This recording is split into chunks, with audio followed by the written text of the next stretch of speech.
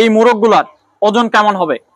অন্তত 4 KG 5 KG ওজন আছে। আমার এখন 500 প্যারেন্টস আছে। আসসালামু আলাইকুম, সবাইকে স্বাগত জানাচ্ছি কৃষি চ্যানেলের নতুন আরেকটি পর্বে। দর্শক বন্ধুরা, আজকে আমি সহ আমার পুরো টিম অবস্থান করছি গাজীপুর জেলার কালীগঞ্জ উপজেলার মজিবুর ভাইয়ের টাইগার মুরগির খামারে। আজকে আমরা তুলে ধরব কৃষি উদ্যোক্তা মজিবুর ভাইয়ের সফলতার গল্প। মজিবুর ভাই, কেমন আছেন আপনি? জি আলহামদুলিল্লাহ ভালো আছি। টাইগার মুরগি পালন করছেন কতদিন যাবত? আজকে 2 বছর যাবত। বাংলাদেশে অনেক প্রজাতির মুরগি রয়েছে, এর মধ্য থেকে আপনি টাইগার মুরগি বেছে নিলেন কেন? আমি তো ছিলাম প্রবাসে, ওইখানে থেকে আমি যখন ফেসবুক ইউটিউব চালাইতাম তখন আমি ওই ইউটিউবের মাধ্যমে আমি যখন এই টাইগার মুরগিগুলা দেখতাম, আমার কাছে অনেক ভালো লাগতো। মানে এত বড় বড় মুরগি বাংলাদেশে আমি থাকতে কখনো আমি দেখিনি। তো ওইখান থেকে দেখার পরে আমার যেমন বলেন লেয়ার মুরগি আছে, ব্রয়লার আছে, পাকিস্তানি আছে, সোনালি আছে, আমি অনেক ধরনের মুরগি দেখছি, কিন্তু আমার আকর্ষণটা হয়েছে আমার টাইগার মুরগি। এটা বড়, দেখা সুন্দর। সর্বপ্রথম কতগুলো মুরগি দিয়ে খামার শুরু করেছিলেন?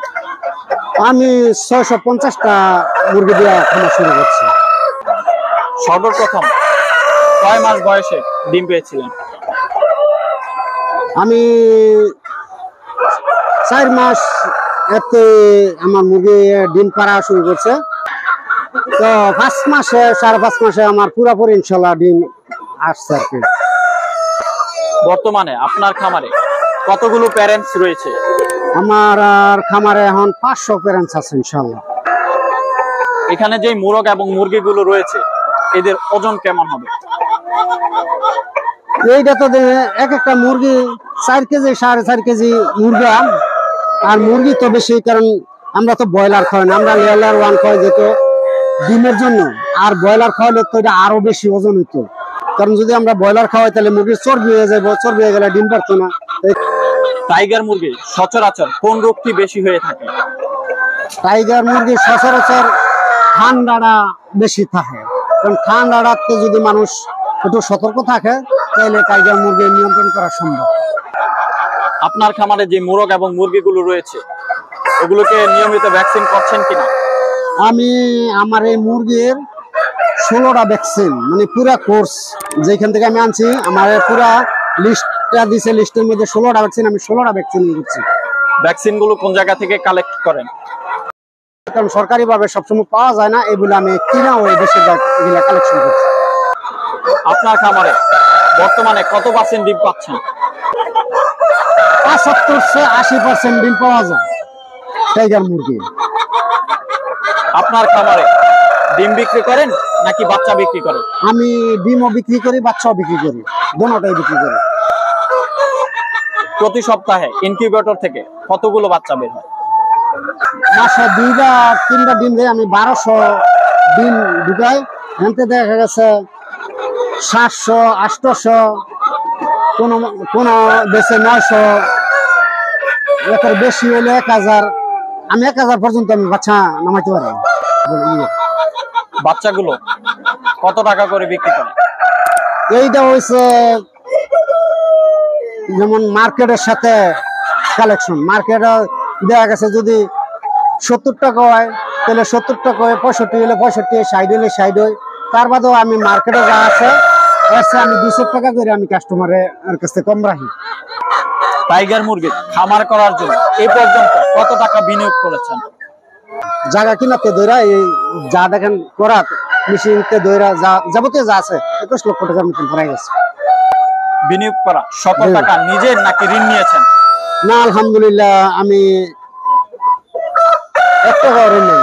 আমি কোনো ব্যাংক থেকে কোনো লোন নেই। টাইগার মুরগি পালনে কি কি সুবিধা রয়েছে?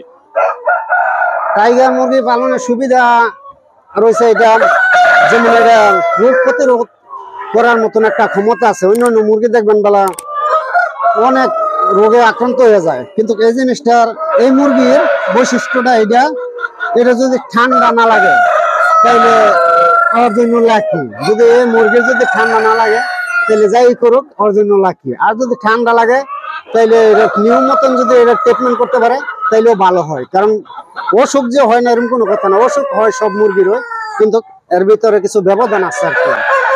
অনেক তরুণ উদ্যোক্তা টাইগার মুরগির খামার করে লসের সম্মুখীন হচ্ছে, আপনি তাদের বিষয়ে কি বলতে চান? দেখেন, শ্রম জিনিসটা হয়েছে সবার আগে। কারণ আমার কিছু ইতিহাস আছে, মানুষ করছে কিনা জানি না।